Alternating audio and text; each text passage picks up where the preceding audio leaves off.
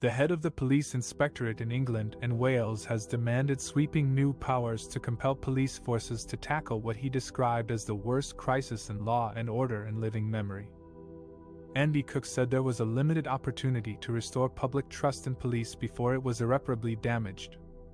Public trust in the police hanging by a thread, Cook said. He said the crisis in public confidence in the police was partly due to a series of dreadful scandals, including the murder of Sarah Everard by the serving Metropolitan Police Officer Wayne Couzens, and the 48 rape convictions of David Carrick, another Met officer. Such scandals could have been tackled earlier if the MICFRS had the power to compel forces to follow its recommendations rather than relying on the current system of voluntary compliance, Cook said. He expressed frustration at repeated failures of police forces, including the Met, to act on police inspectorate warnings first raised in 2016 over officers abusing their positions with victims for sexual purposes. In those 7 years, we've had some truly horrendous acts by police officers, he said as he launched the report. I'm not saying that wouldn't have happened if they'd done our recommendations earlier.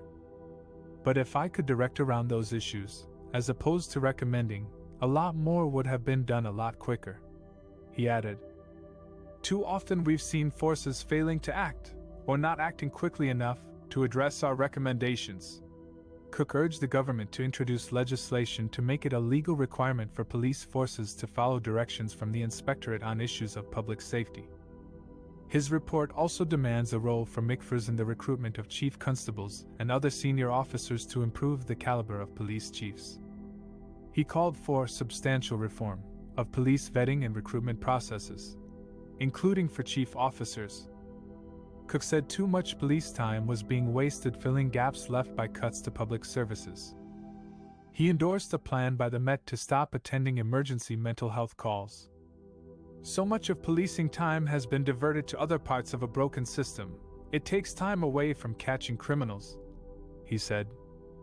Many of these other public services are under financial pressure, too, and can't meet their own demand.